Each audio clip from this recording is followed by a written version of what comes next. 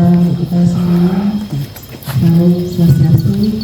Semoga kita hari ini diberkahi dengan kesehatan dan alhamdulillah bisa mendapat kesempatan berkumpul di tempat yang mungkin Bapak Ibu belum pernah tidak ke sini, cukup jauh dari kota, tapi alhamdulillah kalau Semarang, Jakarta, di mana-mana itu dilanda banjir, tapi alhamdulillah sampai dengan malam ini dan sampai besok pagi saya berharap tempat ini diberkahi dengan sementara tidak hujan ini.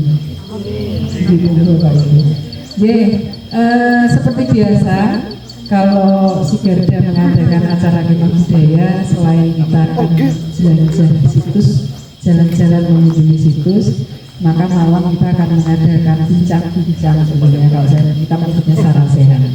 Kita akan mengadakan bincang-bincang dengan beberapa narasumber yang juga nanti akan bisa menjadi bekal bagi kita untuk besok pagi kita berkunjung ke situs-situs yang kita akan datangi. Seperti tema kita kali ini, kita akan mengangkat tema harmonisasi budaya Tionghoa dan Islam di masyarakat Cirebon. Tentu saja judul ini, tema ini kami pilih karena kami melihat bahwa Cirebon ini juga memiliki keragaman budaya, asimilasi dan akulturasi yang luar biasa, terutama untuk budaya Tionghoa dan Islamnya. Nah, besok kita akan mengulik tempat-tempat yang berkaitan dengan tema itu, tetapi malam ini kita akan bercerita dulu, bincang-bincang dulu dengan dua orang narasumber kita. Yang pertama adalah Pak Waryo Sela, yang beliau ada di depan. Saya perkenalkan dulu, Pak Waryo ini adalah salah satu penggiat seni di Cirebon. Jadi kalau Bapak Ibu mersani Facebooknya ya Mas, beliau ini sangat aktif untuk kegiatan seni, terutama tari topeng Cirebonan. Nah, tari topeng Cirebonan ini kan punya kekhasan tersendiri sebetulnya. Dan saya pernah melihat bahwa beberapa seni budaya di Cirebon itu juga memiliki gaya yang berbeda dengan di tempat-tempat lain. Mungkin nanti Pak Waryo secara singkat bisa menyampaikan gambaran tentang budaya masyarakat Tionghoa dan Islam di Cirebon atau masyarakat Cirebon sana. Saya serahkan waktunya sekitar 30 menit Bapak. Kalau mungkin nanti Bapak Ansor untuk sedikit menampilkan gerakan tari topeng Cirebon yang pasti khas, meskipun tidak pakai musik Pak, tidak apa-apa Pak, tetapi kami yakin bahwa tarian Cirebon itu juga punya kekhasan gerakan yang tidak ada di tempat lain. Supaya tidak berpanjang kata, saya aturkan waktunya kepada Pak Waryo. Satunya di mana?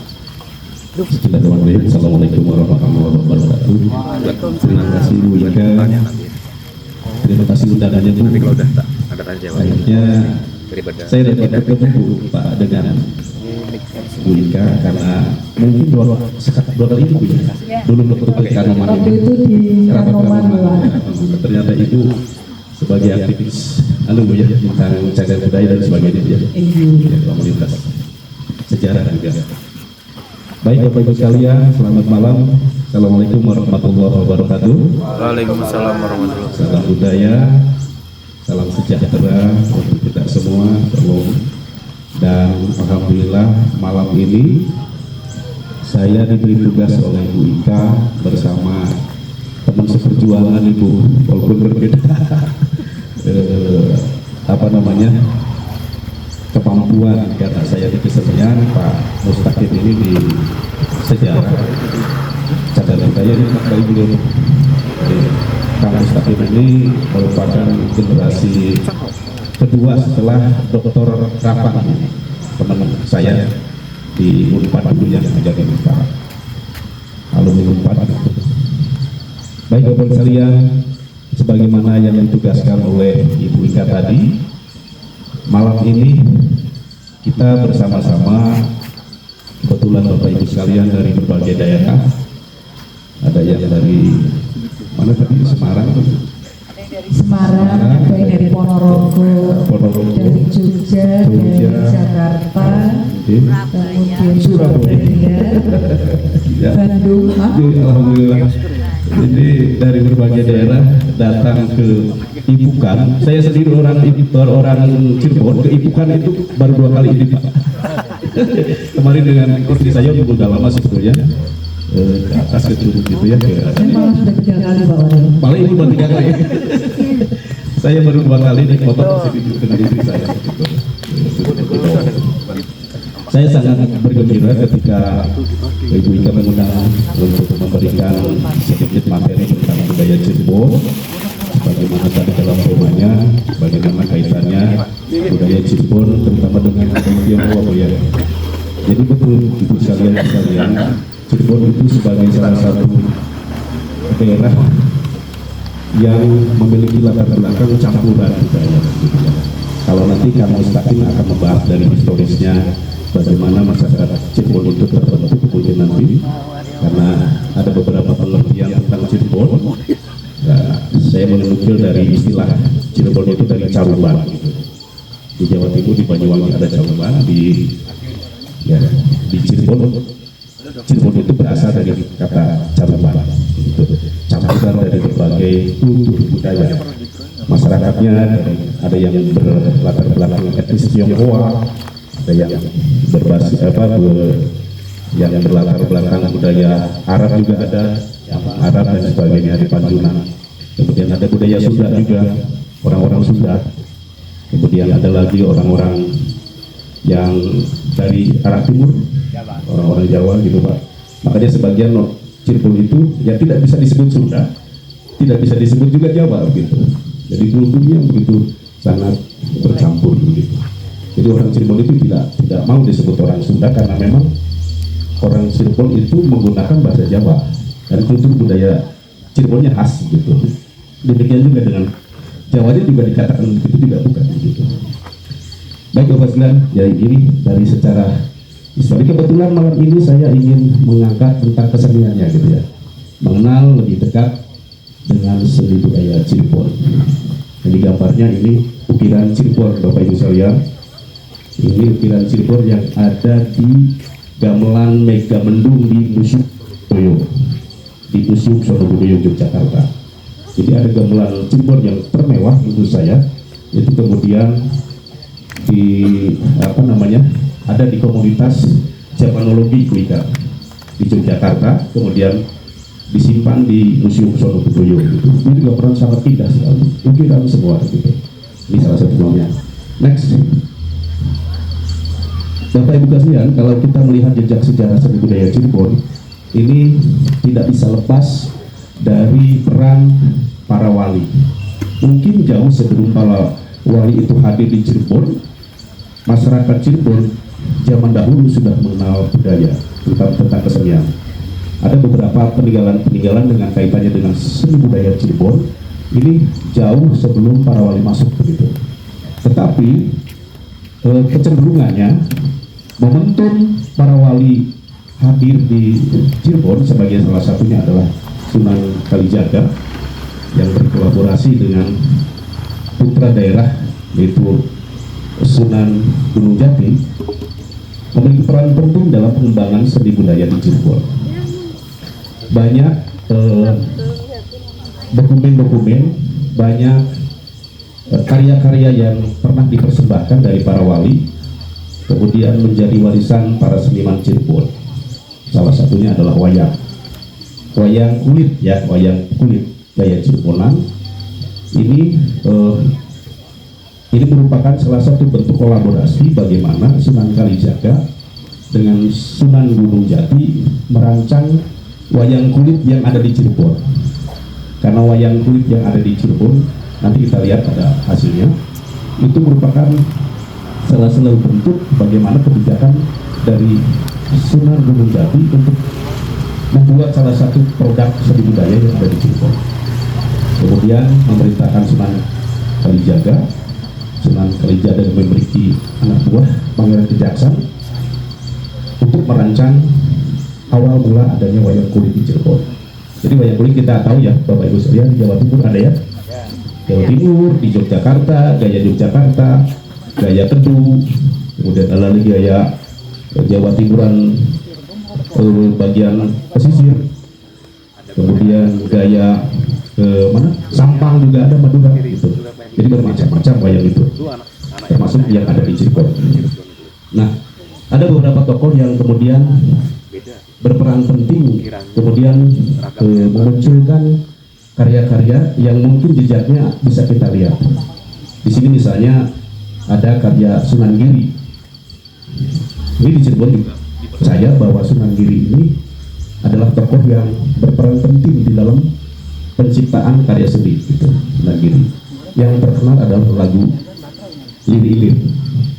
Ada yang bisa ibu? Lir-Ilir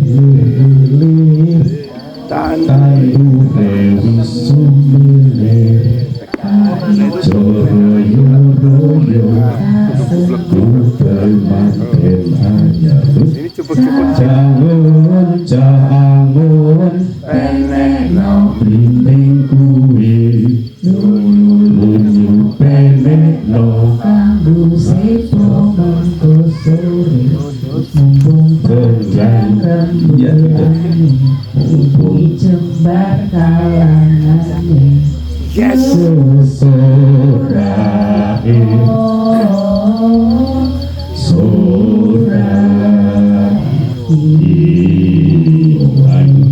itu yang legenda ya, legenda Cirebon juga betul. Lagu ini sangat diyakini memberikan inspirasi yang begitu bernilai di dalam kebudayaan Cirebon gitu. Lanjut, ada ini di catatan buku ya. Maaf, kembali lagi. Nah, mungkin coba kita. Nah, iya. Baik, berikutnya ini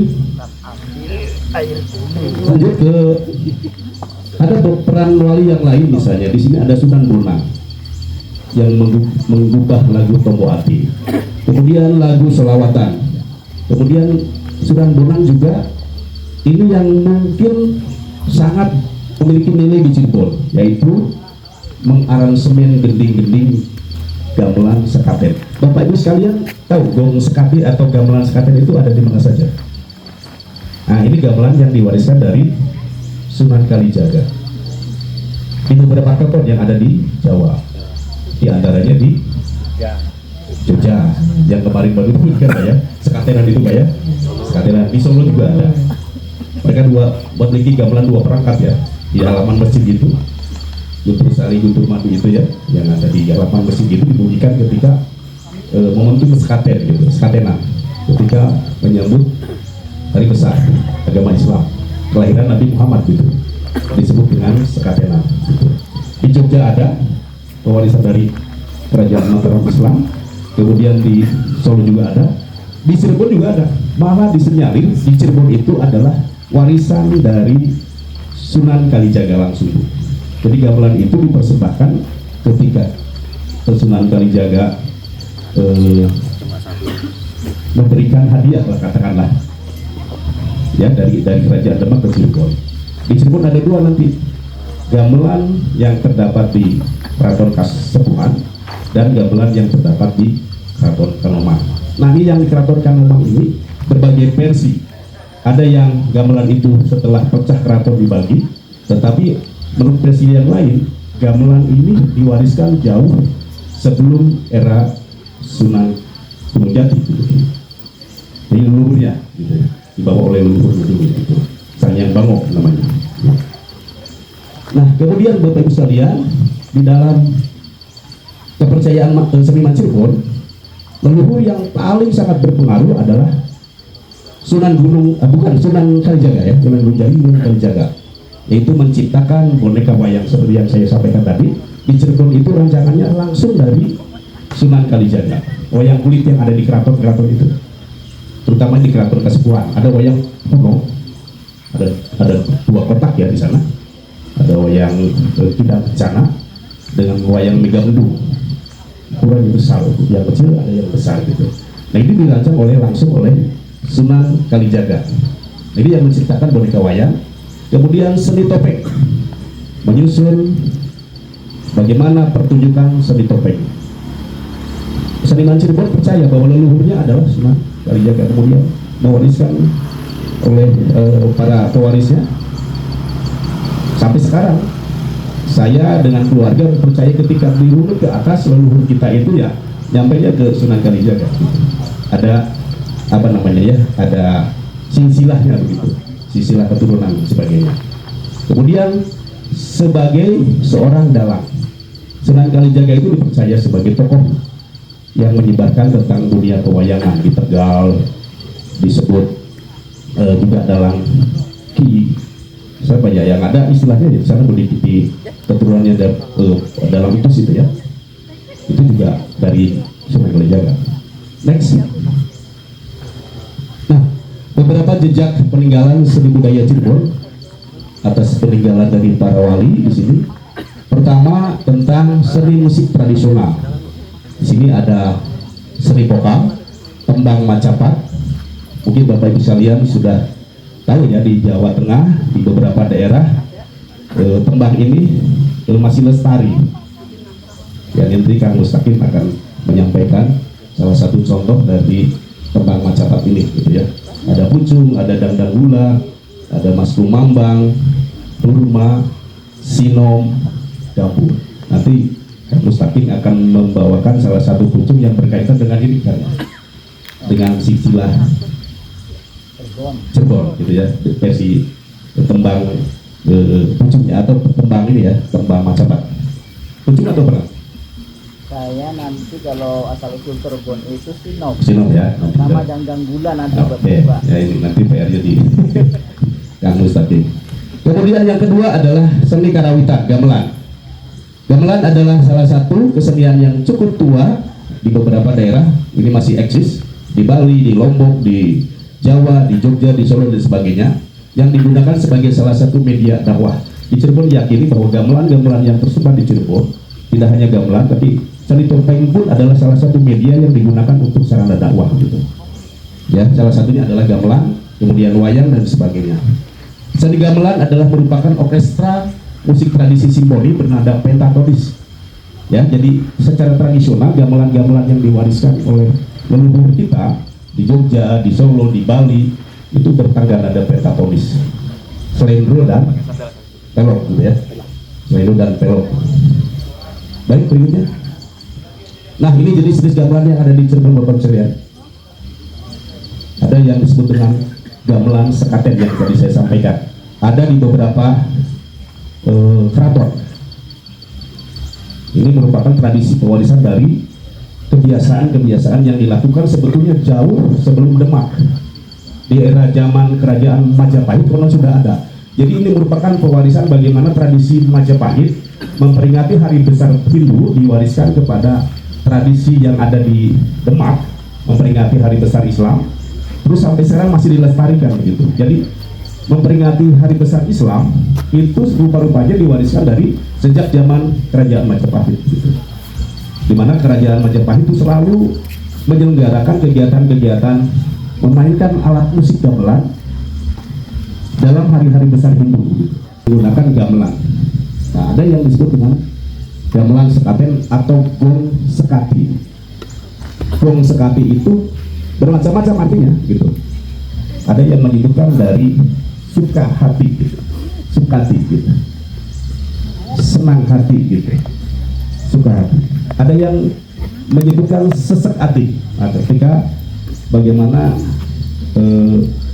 Raden Patah menyerang ke kerajaan Majapahit gitu, itu jadi sesek hati istilahnya. Tapi yang sering digunakan di dalam istilah sekaten itu adalah jumlah berat yang ada di dalam gamelan, itu dalam bilah saron gitu ya. Sekati jumlahnya itu jumlah berat dari benda saron gitu ya, alat musik saron gitu. Kemudian gong renteng. Nah, ini gamelan ini ada di beberapa daerah, di Kuningan ada, di Cirebon ada, di Indramayu ada. Ini gamelan yang sering digunakan oleh masyarakat Cirebon di pedesaan-pedesaan gitu. Untuk upacara misalnya liburan dalam rangka hajatan gitu, biasanya seminggu dimainkan tuh, orang-orang kaya itu mainkan gamelan itu seminggu di dalam persiapan hajatan, pesta gitu ya, pesta yang ada di masyarakat di desa-desa gitu. Ada yang seminggu, ada yang 2 hari, ada yang 3 hari gitu, dimainkan menjelang pelaksanaan hajat besar yang ada di masyarakat. Kemudian gamelan dendul, ini gamelan ini ada di Keraton Kacirbonan sebagai gamelan pusaka. Kemudian gamelan kedenting, ini gamelan yang terdapat di desa-desa. Karena masyarakat itu tidak mampu membeli gamelan yang mewah, akhirnya mereka membuat gamelan yang sederhana. Gamelannya pipih-pipih gitu ya. Bikinnya tidak terlalu mahal. Kalau gamelan sekarang harganya 200-300 juta. Gitu. Gamelan ada yang lebih murah, yaitu bisa sampai 20 juta atau 25 juta cukup lah. Dibuatlah gamelan yang murah, namanya gamelan kedemping yang terjangkau oleh masyarakat di kalangan bawah gitu. Kemudian gamelan ageng atau gamelan gede. Gamelan ageng atau gamelan gede, ini gamelan yang umum ada di lingkungan keraton, yang ada di beberapa keraton, itu yang digunakan untuk upacara prosesi yang ada di masyarakat atau di lingkungan keraton gitu. Ini terutama di keraton Cirebon, kemudian keraton Jawa juga sama disebutin gamelan ageng atau gamelan gede. Kemudian gamelan kotak korek, nah, ini gamelan unik yang digunakan khusus untuk meminta hujan, upacara meminta hujan. Jadi ketika gamelan ini dimainkan, ini tentu berkaitan dengan upacara prosesi meminta hujan begitu, karena apa ya, kemarau panjang misalnya. Nah, digunakanlah alat ini sebagai salah satu cara. Nah, ini perlu penelitian Bapak Ibu sekalian, Kang Mustaqim. Kenapa gamelan ini, apakah ada hubungannya gitu? Secara logika bisa nggak dihubungkan antara bunyi-bunyian dengan alam gitu? Ini banyak Bapak Ibu sekalian, tradisi-tradisi yang diwariskan nenek moyang kita itu ternyata memang ada alasannya gitu. Kenapa dilakukan? Kenapa dilakukan gitu? Termasuk gamelan-gamelan yang ada di dunia katakanlah tradisi kita dibuncikan untuk meminta hujan dan sebagainya. Itu apakah ada hubungannya bunyi-bunyian dengan alam misalnya? Ini perlu dikaji kan? Dan ini sudah ada mulai bagaimana di Jepang dilakukan sebuah riset bunyi-bunyian yang kemudian berpengaruh pada dunia kesehatan, bunyi-bunyian berpengaruh pada alam terhadap bunga-bungaan begitu. Ternyata ada gitu. Angklung yang dibunyikan oleh masyarakat Banten terhadap alam ternyata ada gitu. Ada kaitannya gitu. Panennya jadi subur, hasilnya dari subur dan sebagainya. Next. Nah, ini narasi sedikit tentang Gong Sekati. Jadi secara historis gamelan ini merupakan hadiah dari Kerajaan Demak yang ada di Cirebon ya. Ini berupa hadiah pernikahan antara Pangeran Sedaeng Lautan dengan Putri Demak. Jadi Putri Demaknya memberikan hadiah ke Cirebon begitu, berupa gamelan. Ini terjadi ketika sekitar abad 15. Tradisi menabuh Gong Sekati hingga sekarang masih dilakukan oleh kedua keraton yang ada di Cirebon, yaitu di Keraton Kasepuhan dan Keraton Kanoman. Ya, pada saat penyelenggaraan di lingkungan keraton ini biasanya berbeda waktu, sengaja dibagi-bagi. Ini karena keraton ini dulunya kan satu, kemudian dipecah menjadi 2 keraton, Keraton Kanoman dan Keraton Kasepuhan. Nah, atas kesepakatan mereka, leluhur dari pewaris keraton itu, prosesi hari besar ini dibagi 2 gitu. Ada yang kaitannya dengan 1 Syawal, ada kaitannya dengan hari besar memperingati Nabi Muhammad gitu ya, yang disebut dengan Maulid Nabi gitu. Nah, di Keraton Kasepuhan ini biasanya 1 Syawal dengan pelaksanaan Idul Adha. Gamelan itu dibunyikan di Siti Hinggil Keraton Kasepuhan. Kalau di Keraton Kanoman ini berkaitan dengan tadi Maulid Nabi, bulan Mulud. Di Cirebon disebut prosesi muludan gitu, panjang jimat ya disebutnya. Lanjut. Nah, ini Gong Sekatinya ya, ini udah mungkin 600 tahun lebih. Kebetulan saya bertugas di sana di Keraton Kasepuhan. Ini namanya Gong Sekati milik Keraton Kasepuhan Cirebon, dimainkan pada saat Idul Fitri dan Idul Adha di Mandai Karesmen Siti Hinggil Keraton Kasepuhan. Jadi Bapak Ibu sekalian, ini tugas ini saya sangat berat bagi saya karena satu secara apa namanya mewariskan bagaimana gending ini diwariskan sejak 600 tahun lebih gitu, kepada terakhir saya gitu ya sebagai pewaris dari cara menabuh gambon sekati yang ada di keraton Kasepuhan. Jadi orang lain ada di rumah kumpul dengan keluarga, saya harus ikhlas berada di keraton memainkan gamelan ini gitu. Setiap tahun Bapak sekalian 2 kali saya meninggalkan keluarga ketika Idul Fitri dan Idul Adha gitu. Kita main tanpa penonton, kadang-kadang yang nonton keluarga keraton aja begitu yang nontonnya, karena yang lainnya sedang lebaran gitu. Jadi ya sepi gitu, tidak perlu sound system, tidak perlu apa-apa, karena gamelan itu begitu alamiah gitu, terbuka gitu di luar gitu. Ini ada sekitar 8 mungkin 9 pemain. Next. Nah yang ini gong sekati yang ada di Keraton Kanoman. Nah, secara turun-temurun gamelan ini dimainkan dalam rangka memperingati lahirnya Nabi Muhammad SAW yang disebut dengan gerbang mulut atau disebut dengan panjang jimat. Pertunjukannya berbeda, itu di Siti Hinggil Keraton Kanoman di Bangsal Sekaten. Ini teman-teman yang ada di Keraton Kanoman, ini kebetulan gamelannya cukup lengkap kalau yang di sini. Jadi kalau saya petakan, mungkin gamelan itu dulunya satu, mungkin ya dulunya satu, karena ternyata kalau dipetakan seperti gamelan Jawa pada umumnya gitu, ada demung, ada bonang, ada beduk, ada gong. Nah sebagian ada di sini, ada di Keraton Kanoman gitu. Nah dulu dipecah ketika bagaimana terjadi proses pemisahan kerajaan itu, ya terjadilah pewarisan kerajaan itu dibagi 2 gitu. Next. Nah ini gamelan gong renteng yang ada di masyarakat tadi ya, ensemble musik tradisi ini cukup tua, terdapat di wilayah Cirebon, terdapat juga di beberapa wilayah di Jawa Barat, jadi Kuningan, di Bandung, di Indramayu. Gamelan ini juga termasuk gamelan kuno, mungkin sejak zaman sebelum wali juga sudah ada gamelan ini. Next. Nah ini gamelan Denggung yang ada di Keraton Kacirbonan. Nah ini gamelan ini sangat unik Bapak Ibu sekalian, karena digunakan untuk prosesi meminta hujan. Saya pernah terlibat di dalam prosesi menabuh ini, betul-betul terjadi gitu.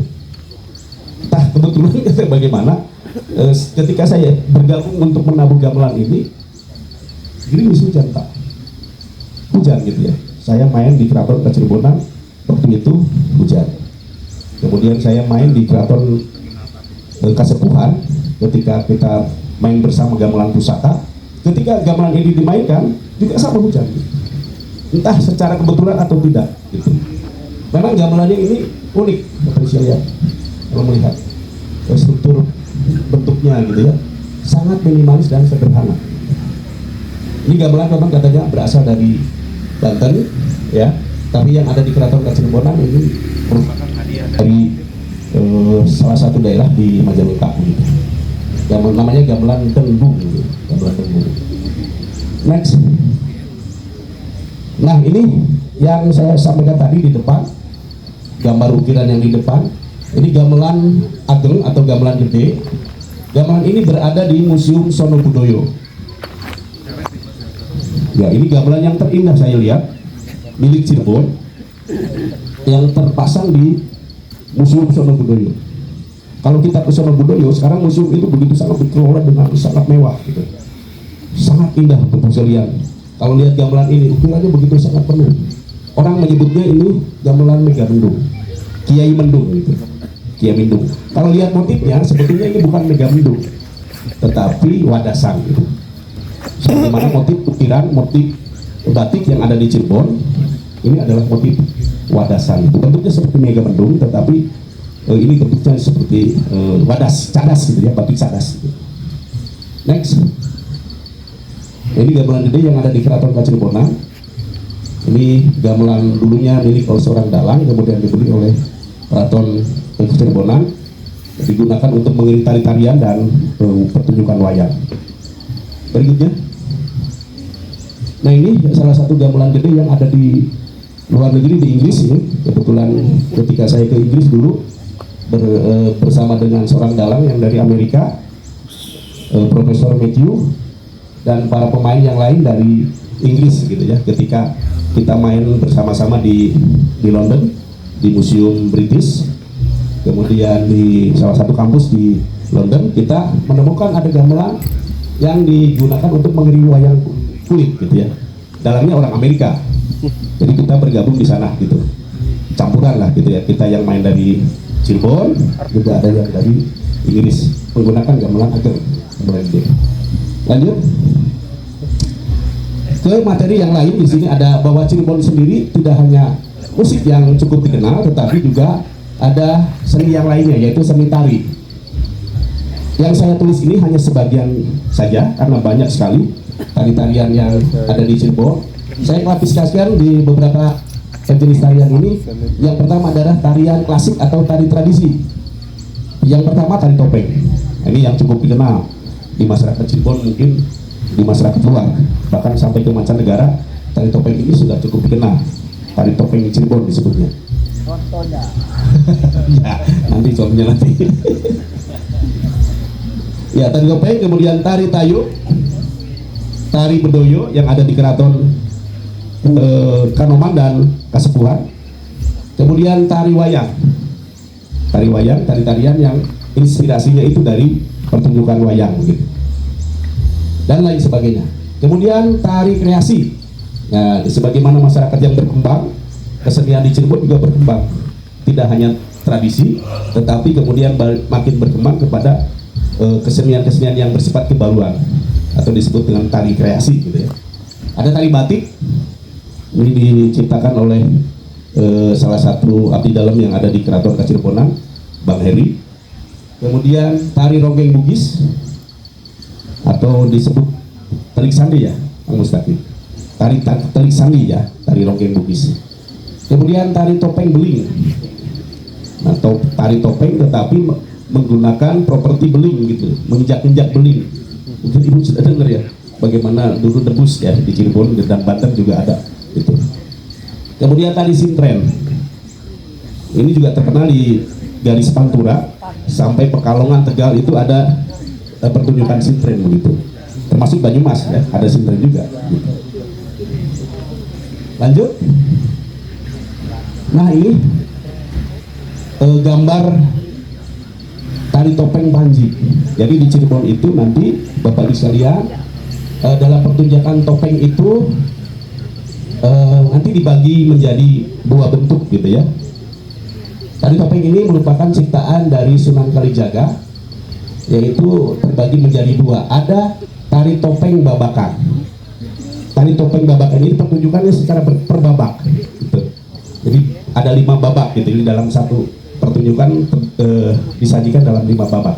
Topeng Panji, topeng Samba atau Pamindo, topeng Rumbyang, kemudian topeng Temenggung, dan topeng Kelana. Nah yang terakhir inilah yang sangat disukai, topeng Kelana gitu ya. Masing-masing babak ini, tadi tokoh-tokoh ini, bukan tokoh sebetulnya, bagian-bagian dari babak-babak tadi sebetulnya itu di dalam keyakinan masyarakat Cirebon itu merupakan salah satu gambaran tentang siklus kehidupan manusia dari lahir sampai kematian gitu.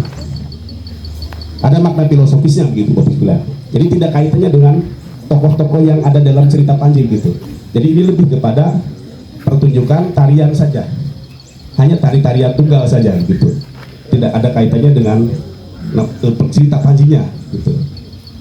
Itu ada bisa lihat ya. Ini tarian Panji yang pertama nih, ya. Kostumnya, topengnya warna putih, melambangkan kesucian katanya gitu. Ya, ibarat bayi yang baru lahir, manusia yang luhur dan sebagainya gitu.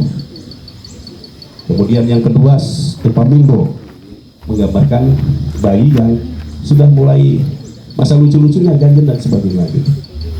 Kemudian yang berikutnya Rumbyang. Rumbyang ini yang berbagai persepsi ya. Ada yang orang yang sudah menemukan jati dirinya, bisa juga orang yang ragu-ragu dan sebagainya. Makna filosofinya begitu sangat beragam. Kemudian ada terakhir topeng pelana ya yang sangat difavoritkan gitu. Next. Nah ini topeng lakon gitu. Nah topeng lakon yang ada di Cirebon sekarang sudah mulai mengalami kepunahan, sudah mulai ditinggalkan gitu. Cerita Panji terutama ya, epos Panji yang dikenal oleh masyarakat di daerah Jawa Timur, karena cerita Panji itu kan menyebar ke beberapa daerah Bu ya, ke Jogja, ke Klaten, kemudian bahkan sampai ke Asia, ke Filipina, kemudian sampai ke Thailand dan sebagainya. Cerita Panji sampai menyebar ke luar gitu. Nah, di kita ada, tetapi sudah mulai tidak dikenal lagi gitu. Mungkin ini adalah foto salah satu yang ada di daerah Losari, di wilayah timur Cirebon. Ini ada adegan peperangan, bagaimana Temenggung Magang Diraja kemudian berperang dengan Jingganano, sang pemberontak kerajaan yang ada di Jawa Timur di Kahuripan gitu ya. Dimana Jingganano ini dari Jenggala gitu, karena tidak mau menyerahkan upeti lagi, Jingganano kemudian menjemput agar Jingganano ini sadar bahwa dia adalah bagian dari kerajaan Kahuripan gitu. Itu yang terbesit dalam cerita peperangan ini gitu, atau topeng lakon. Lanjut. Nah ini tari Tayub merupakan tari pergaulan yang ada di Cirebon, Bapak sekalian. Ini ada di lingkungan keraton, juga ada di lingkungan pedesaan sebagai tari pergaulan gitu ya. Di lingkungan keraton ini sudah dilakukan cukup lama oleh masyarakat lingkungan keraton gitu, oleh abdi dalu keraton, kemudian para sentana dan sebagainya. Di pedesaan ini biasanya dilakukan oleh kalangan-kalangan yang cukup kaya biasanya, para kubu ya, lurah dan sebagainya. Kalau menyelenggarakan pesta di lingkungan pedesaan ya biasanya di orang-orang kaya, atau pesta panen biasanya. Kalau ketika pesta panen biasanya menyelenggarakan kegiatan pesta tari-tarian Tayub lah. Ini ada beberapa daerah juga yang sama ya, di Blora, kemudian daerah Jawa Timur dan sebagainya ada bentuk tari Tayub juga. Itu disebut dengan social dance atau tari pergaulan. Di Cirebon juga ada nih. Next. Kemudian seni teater ada tangling. Mungkin pernah dengar Bapak Ibu ya? Tangling? Belum ya. Tangling nih, gitar dan suling Bapak kalian. Dulunya memang ini kesenian musik jalanan lah gitu ya. Musik yang dilakukan oleh masyarakat di pedesaan dari pekarangan ke pekarangan gitu. Ada yang menyebut istilahnya tangling itu melatar kudu eling ya, ini ya, melatar kudu eling. Di mana pengembaraan itu ya harus kembali kepada Tuhan ya gitu. Ketika kita mengembara ya harus eling kepada Tuhan gitu. Melatar kudu eling gitu. Melatar yang menjelajah gitu, mengembara dan sebagainya istilahnya. Kemudian sandiwara. Nah, sandiwara ini kalau di Cirebon disebutnya masres. Sandiwara ceritanya cerita tentang babat sejarah dan sebagainya. Kalau di Jawa Tengah itu disebut dengan ketoprak gitu ya. Ketoprak ya. Ya, kalau di sini namanya masres, Pak. Sandiwara masres gitu ya. Mirip lah, mirip ketoprak sama Pak. Sama. Bahasa saja, kita bahasa Jawa Cirebon. Bahasa Jawa Cirebon gitu. Ceritanya tentang sejarah wali dan sebagainya biasanya. Sejarah wali dan sebagainya. Kalau di Jawa Timur ada ludruk dan sebagainya. Lanjut, topeng lakon yang tadi, yang cerita Panji. Kemudian wayang wong, ini juga merupakan bagaimana masyarakat Cirebon mengembangkan cerita pewayangan, kemudian disajikan dalam sajian wayang manusia gitu ya, wayang wong gitu disebutnya. Tapi wayang wong di Cirebon agak unik sekali karena menggunakan topeng seperti yang ada di Jawa Timur, di Jabung dan sebagainya, di Malang dan sebagainya gitu ya. Di Madura juga sama. Di Cirebon pelaku-pelaku wayang wong itu menggunakan topeng gitu, seperti di Madura, di Malang, dan di di Yogyakarta juga pakai topeng ya, di Bantul dan sebagainya. Kemudian wayang kulit, teater boneka ada juga di Cirebon. Wayang golek juga ada di sini. Wayang goleknya namanya wayang golek cepak, Bapak lihat. Wayang golek cepak, wayang golek papak. Kalau di daerah Yogyakarta itu ada yang disebut wayang menak gitu ya. Di Cirebon ada yang disebut dengan wayang cepak gitu. Next. Nah ini wayang wong yang ada di Cirebon. Ini merupakan teater tradisional. Adegannya merupakan satu cerita yang berkaitan dengan Kurawa ya, ini ada si Kumbayana dengan Prabu Baladewa. Adegannya ketika Baladewa diundang oleh Dangyang Kumbayana, gitu ya. Adegan wayang wong. Ini kebetulan ketika pertunjukan di Jawa Barat. Lanjut. Ini yang tadi ya, topeng lakon menceritakan tentang epos Panji dan cerita Damar Wulan. Ya, Damar Wulan sih benar Jinggo ya, Bapak sekalian. Lanjut. Majapahit ya.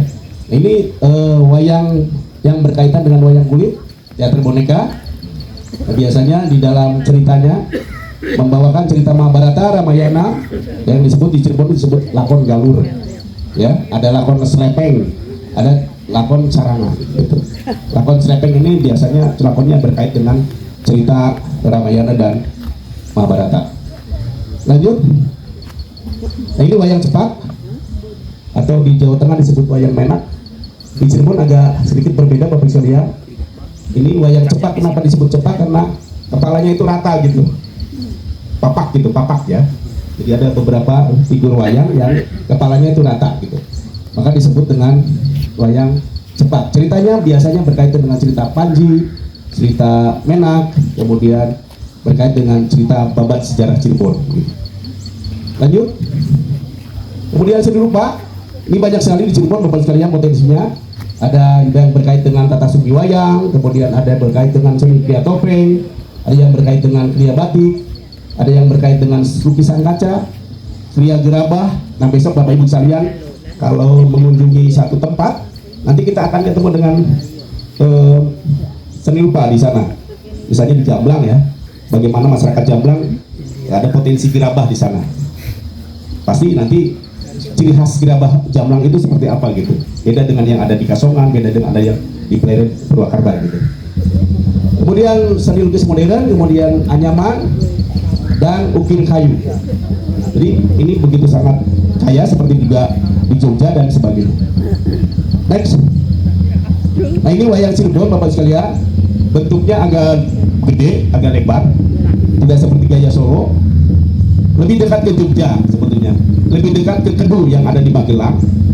Di apa namanya? Daerah Jogja sebelah utara ya, gitu ya, Magelang. Ini sangat mirip ya Bapak Ibu sekalian kalau kita melihat, tapi ya tidak sama gitu.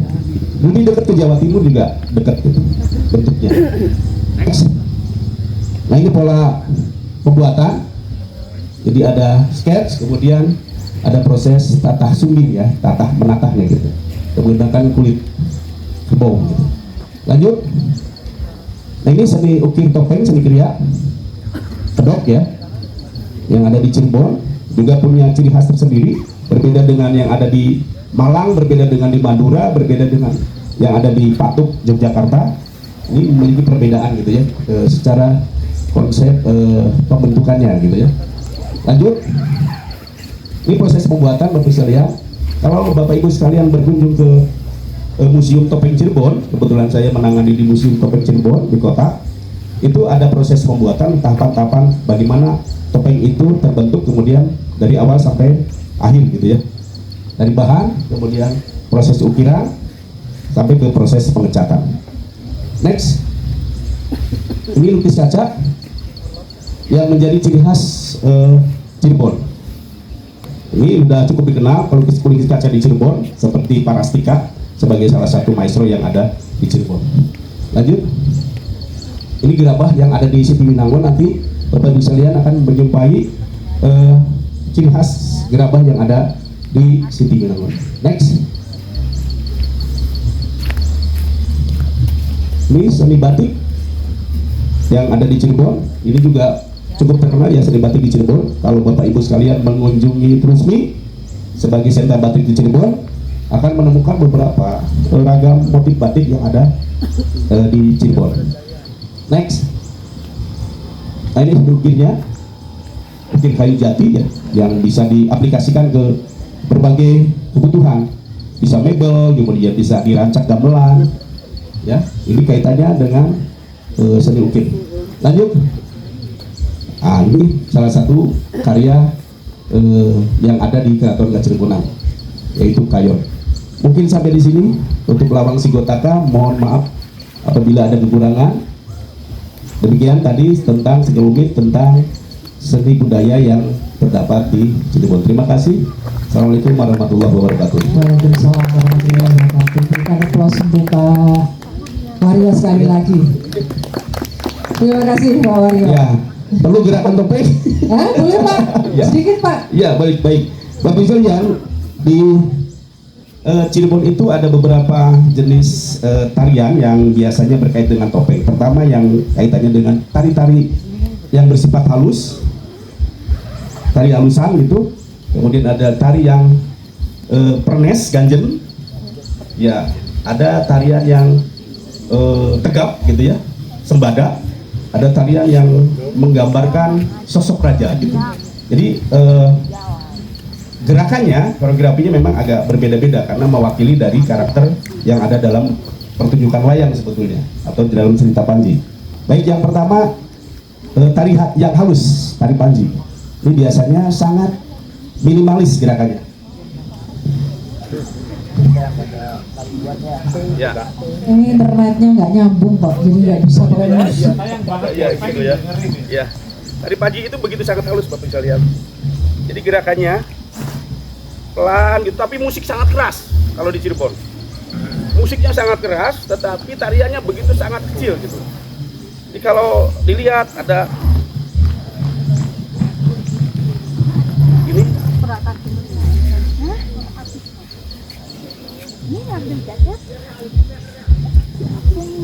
terus ambil sampulnya gitu. Sekali lagi, ada gerakan ke sini, ada gerakan ke sini. Tidak ada apa gerakan yang kasar gitu kalau di Panji. Sedikit gitu, sebagaimana tari-tari halus seperti dalam pewayangan Harjuna dan sebagainya. Jadi begitu sangat halus. Nah, itu tari Panji gitu. Biasanya konsepnya konsep kontrapung di dalam pertunjukan. Musiknya keras, tariannya halus sekali gitu. Yang kedua tari Pabindo atau tari Samba. Biasanya ini tarian agak seperti anak kecil ya gambarannya, ganjen gitu. Jadi tek tek dang dang tek. Nah biasanya gitu. Nah ini centil ya. Yang menarikan perempuan apa laki-laki Pak? Laki perempuan sama. Oh laki perempuan Ya. sama. Jadi penari itu di Cirebon tidak ada batasannya Bu. Di dalam topeng itu boleh laki-laki, Iya. boleh perempuan, tergantung dari pewarisan keluarganya Bu. Dan gerakannya laki-laki dan perempuan sama. Iya sama gitu. Centil, tek, dang. Ya gitu. Nah, gitu lagi. Iya lagi pelambainya ini. Oh ini kalau ada musiknya asik. Nah, itu saya. Kemudian yang berikutnya, kalau Samba atau Pamindo dengan Rumyang sama, agak sama. Tapi kalau Rumyang agak sedikit lembut, Bu. Yang urutan ketiga ya, agak sedikit lembut gitu ya, agak tegas gitu. Itu masih apa ya? Bentuknya hampir sama, tapi topengnya beda. Topengnya kalau yang Pamindo itu putih, kalau yang Rumyang itu merah jambon gitu ya, merah muda. Itu menggambarkan apa Pak? Kenapa putih, kenapa merah jambu? Nah, ini kaitannya dengan makna filosofis. Kalau yang putih itu kaitannya dengan ya apa ya? Wanita, bisa digambarkan wanita juga.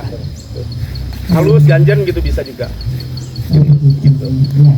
Gak ada yang wajahnya merah gitu? Ada yang terakhir Bu, Oh apa itu? topeng kelana Bu, Oh topeng kelana tuh. rahwana ya, kelana gitu ya. Gitu. Kalau di Cirebon disebut kelana, disebut rahwana. Oh topeng kelana kalau Ya. di Cirebon disebutnya rawana. Ya, diidentikan lah sebetulnya. Dengan rawana. Ya, diidentikan dengan rahwana. Malah diidentikan juga dengan minat jinggo gitu. Oh wajah Ya, disebut jinggo. seperti itu. Jadi multi tafsir lah gitu ya di dalam ininya. Gerakannya begitu gak Bu? Dong, dong. Nah, gitu. Ya, tapi kalau bisa Ya, naik Nah. lewat tadi. Dong, Oke, dong. lewat punggungan. Ini kayak pakai musik asik. Tepuk tangan Bapak Ibu. Saya mesti jaga.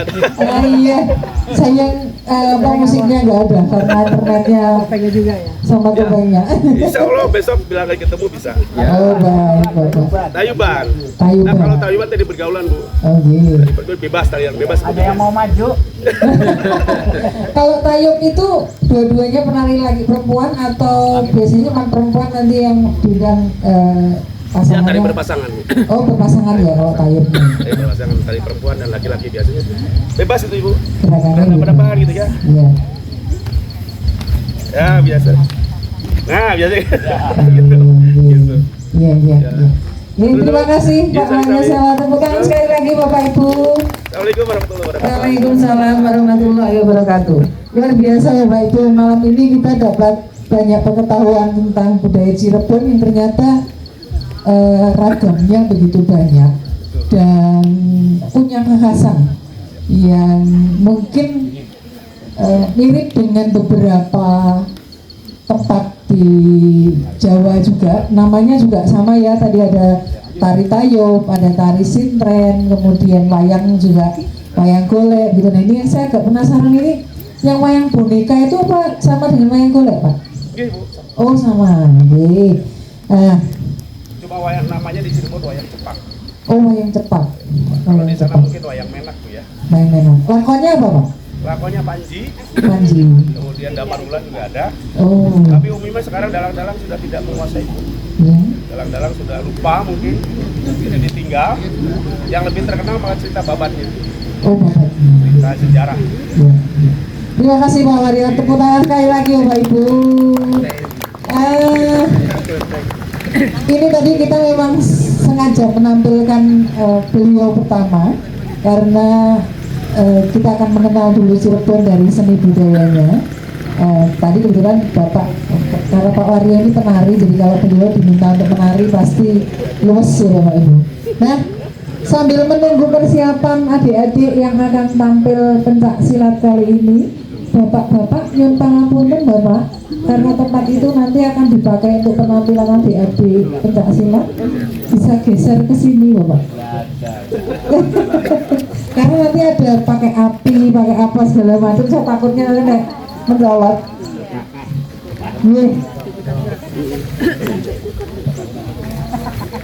Ya, sambil menunggu adik-adik dari MAN 1 persiapan, saya ingin menyampaikan dulu beberapa teman yang kali ini menggawani kegiatan Kemah Budaya Sigarda. Jadi saya sendiri Bapak Ibu mungkin sudah petang, saya Bu Ika, dan alhamdulillah selama beberapa tahun ini bisa membantu teman-teman di Sigarda. Kemudian saya didampingi oleh yang pakai kaos hijau itu Mas Pipo.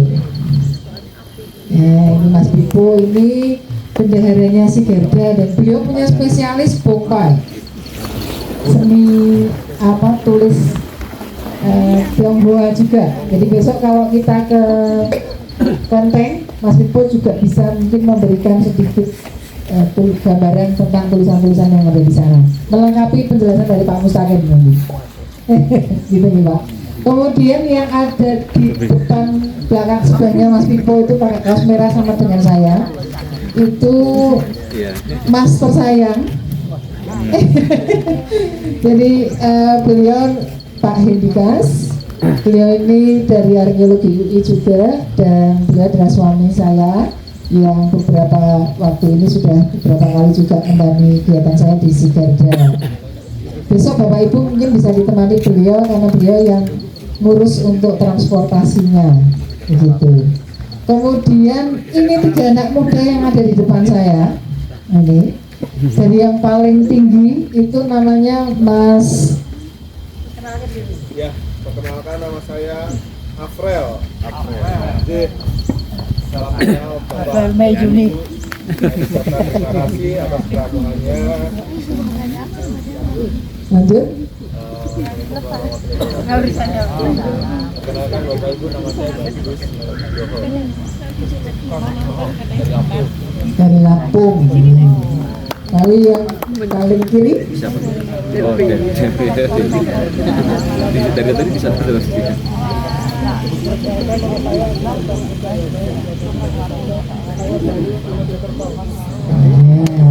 Nah, si Garda itu menariknya kalau pesertanya dari mana-mana daerah. Teman-teman panitia kita tuh juga dari mana-mana daerah. Kalau Afril itu Semarang, Bagus itu Lampung, Tato ini Mojokerto. Gitu. Jadi ini anak-anak muda yang mewakili semangat-semangat baru. Kemudian satu lagi Bu Hartini. Oh, nah itu di belakang yang ngatur jaket merah. Itu Bu Hartini, beliau juga ngasih di MAN 1 Kuningan. Dulu guru sejarah, tapi sekarang kalian tidak ngasih sejarah, tapi beliau peminat sejarah. Nah mungkin yang sekarang ini berada bersama Bapak Ibu yang betul-betul belakang-belakang sejarah untuk panitia itu hanya saya sama Pak Hendi. Mas Pipo itu latar belakangnya biologi. Nyasar itu. Kemudian Afril itu pertanian. Nah. Ini dulu murid saya juga SMA. Sampai sekarang ketut Kimbo ini kemana-mana. Lalu Bagus dan Tato ini dari geografi. Ikip kalau Afril dari Universitas Tidar. Nah, jadi betapa kita melihat bahwa si Garda itu luar biasa nih Bapak Ibu ya. Kita bukan tidak berlatar belakang sejarah arkeo, tetapi kita betul-betul mencintai dunia itu. Bahkan narasumber kita hari ini juga Pak Mustaqim ini nanti akan bercerita banyak tentang sejarah Cirebon. Nah, beliau salah satu tokoh aktivis sejarah di Cirebon. Adik-adik sudah siap? Sudah? Nih. Masih enggak? Ini sedikit ada penampilan. Ya disiapkan dulu. Dari baru kali ini nih, si Garda menampilkan salah satu kesenian tradisional, yaitu pencak silat, yang nanti akan ditampilkan oleh adik-adik kita dari MAN 1 Kuningan. Ada Dek Lura Adri Fakira, kemudian ada Adik Rifki Aunur Rahman, Adik Zulfa Siti Firyal, Adik Solu Patmawati, Adik Adri Pratama, Adik Naila Kuratulain dari SMA MAN 1 Kuningan, mereka semua kelas 11. Nah, mungkin sedikit pengantar, nanti kita akan dipandu oleh pendampingnya yang akan menjelaskan tentang kegiatan atau aktivitas adik-adik pencak silat malam ini. Saya mungkin sedikit menyinggung. Ketika saya mengadakan kegiatan di Cirebon ini, ternyata tanpa saya sengaja, saya itu membaca bukunya Prof. Agus Aris Munandar, judulnya Prabu Mandala. Ternyata di buku Prof. Agus Prabu Mandala itu pada bab terakhir itu menjelaskan bahwa di Indonesia itu pencak silat atau bela diri itu sebetulnya sudah ada bahkan sejak zaman prasejarah. Itu terbukti dari beberapa gambar yang ada di baik di dinding atau di tinggalan-tinggalan masyarakat pada waktu itu, yang menggambarkan bagaimana mereka sudah mengenal gerakan-gerakan bela diri, dan itu kemudian juga dikembangkan di beberapa tulisan terkait dengan sejarah tentang pencak silat atau bela diri khas Nusantara. Nah, kali ini kita akan melihat penampilan adik-adik dari MAN 1 Kuningan. Tepuk tangan Bapak Ibu, silakan adik-adik.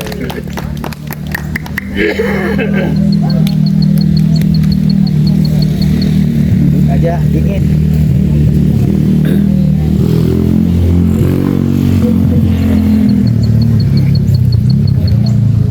Eskul Pencak Silat MAN 1 Kuningan.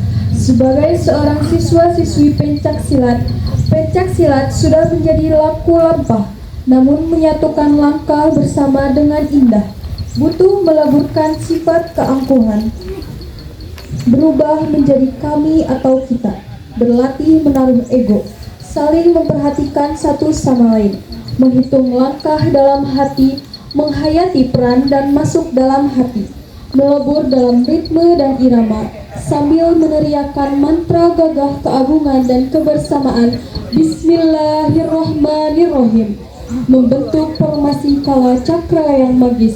La haula wala quwwata illa billah. sakral adalah gaya cipta terbaik sebagai manusia. Inilah pencak silat Man 1 Kuningan, menjaga tradisi, menghormati kearifan lokal, menjunjung tinggi nilai perjuangan dalam membangun peradaban.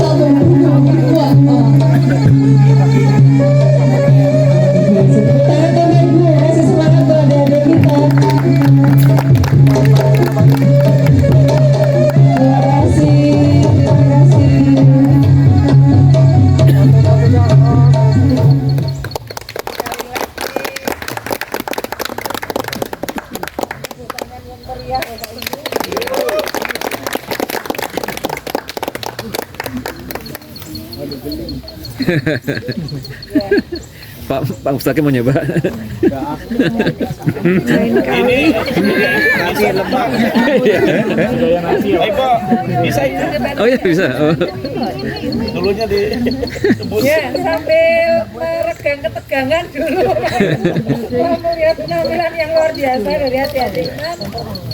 Kita jeda sebentar. Bapak Ibu mungkin bisa sambil bujuk, sambil Pak Mustaqim mungkin bisa mempersiapkan diri untuk di depan.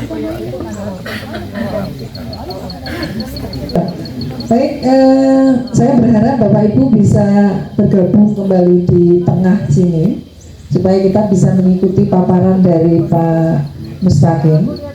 Memang paparan Pak Mustaqim ini sebenarnya saya taruh di belakang karena ini gongnya.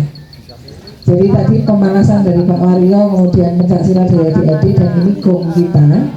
Ini yang nanti besok akan kita bahas di lokasi-lokasi yang akan kita kunjungi.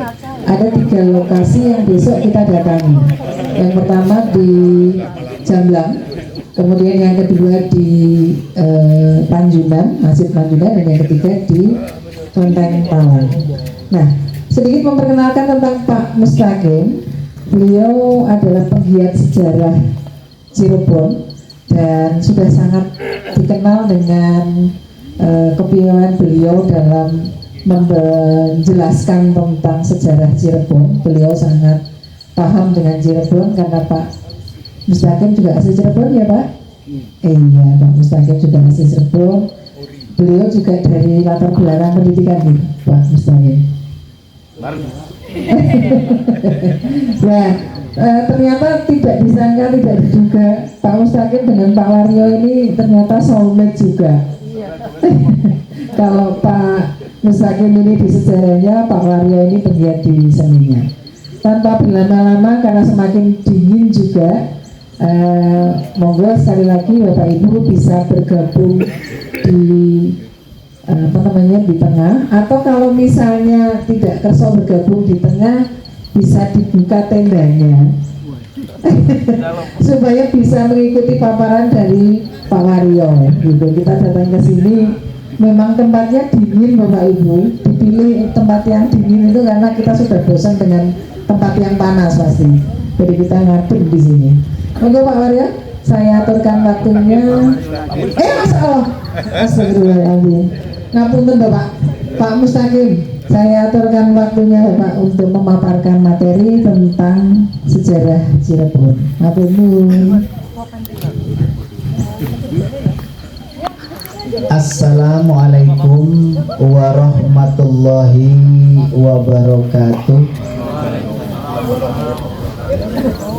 Sugeng dalu kepada Bapak Ibu yang mungkin kedinginan ya. Di sini mungkin agak anget nah.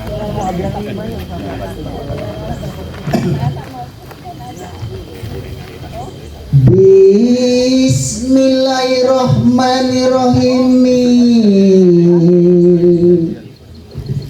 Isu nebut asmaning Allah kang murai kaulane.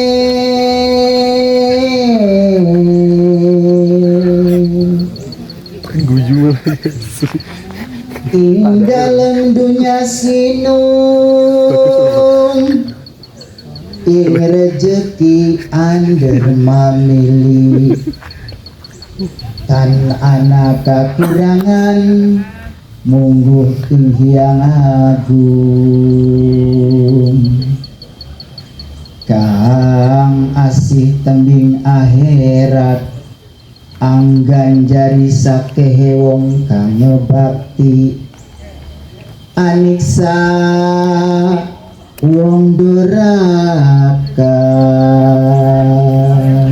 Bagus ini kan. Utawi sekataing puji sakabehe mustahik ing Allah pangerane wong alam kabeh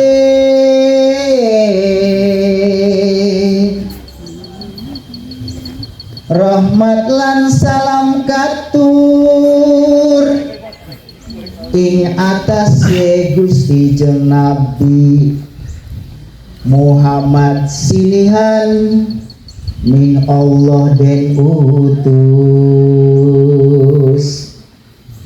andawaken ing Quran kalamullah kang satuhu iku maring ejin lawan manusa.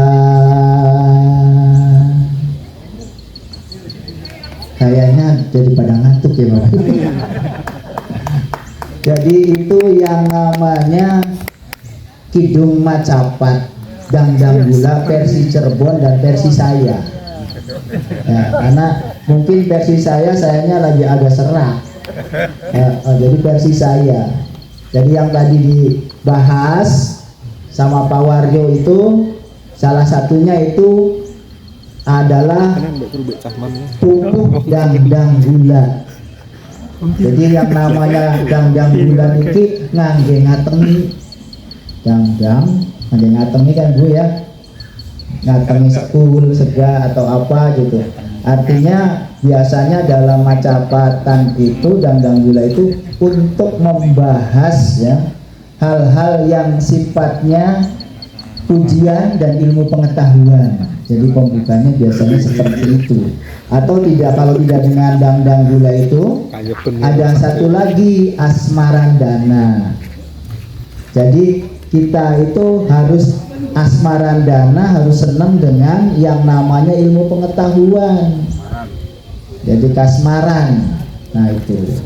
Baik, karena ini jadi kalau tadi saya diminta untuk menyampaikan materi sejarah, sebetulnya mohon maaf Ibu, Bapak, saya itu latar belakangnya itu bukan sejarah, tapi saya 10 tahun kerja sebagai salah satu teknisi kontrol sistem. Iya, jadi saya orang yang tersesat, Bu. Iya. Jadi saya itu ngurusi instrumentasi, ngurusi listrik, saya tahu gitu. Iya. Jadi ceritanya karena di perusahaan kita tuh canggih, AC-nya 17 derajat, kedinginan, ya. Terus nggak ada pimpinan. Jadi kadang-kala daripada tidur sore, saya kadang beli buku yang dibaca tuh buku apa aja. Ya diantaranya ada buku sejarah seperti itu. Jadi itu tembang dangdang gula kita sudah buka. Jadi kalau di pengajian mah itu sama aja. Assalamualaikum warahmatullahi wabarakatuh. Ya. Alhamdulillahirabbil alamin wassalatu sampai seterusnya. Tapi kalau versi para wali itu ya begitu. Jadi masuk kepada materi. Jadi ketika kita menyampaikan sejarah dikasih waktu 30 menit. Bagaimana Mas Pipo? Apalagi sejarah Cirebon ya. Kalau orang bilang itu langka bongkote, langka pucuke, tidak ada ujung pangkalnya. Sejarah itu nggak ada. Kata ini begini, kata ini begini, terus saja. Jadi nggak ada. Tapi insya Allah akan kita percepat. Jadi alhamdulillah, terima kasih si Garda, si Nau ya, cagar budaya. Jadi mohon maaf kalau sinau di sini saya tidak ngajari Mas Biko. Saya hanya sharing saja. Jadi saya pikir Bapak Ibu itu tadi sudah disebutkan berpendidikan di sini. Jadi saya tidak mengajari, hanya sharing saja. Jadi sharing saja supaya jangan tidur sore-sore gitu. Iya. Jadi temanya yang diminta oleh Bu Ika itu merajut harmoni budaya Tionghoa dan Islam masyarakat Cirebon. Sebuah tema yang apa mungkin setengah jam bisa selesai. Iya. Nah, jadi di sini para sinau cagar budaya. Sebelum saya meneruskan, boleh nggak ya Bu Ika saya tanya, kalau kenapa sih mesti ada cagar budaya gitu? Kenapa mesti ada cagar budaya? Kenapa ada undang-undang cagar budaya nih? Barangkali ada bisa sharing, jadi kita saling ini aja, Bu. Nah, begini, ini kita punya door prize, Pak.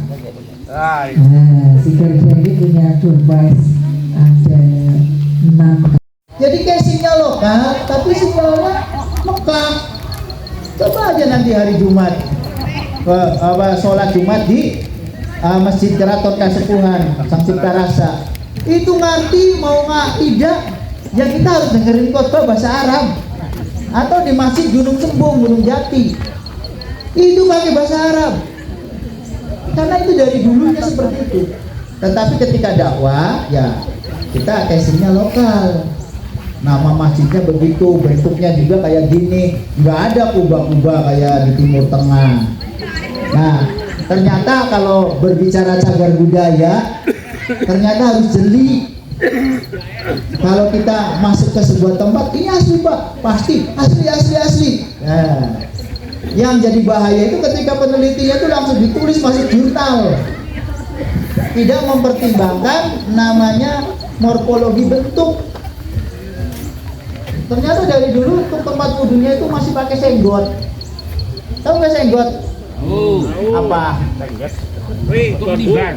Ya, menimba tetapi pakai galak bambu. Jadi kayak semacam pengungkit. Nanti setelah senggot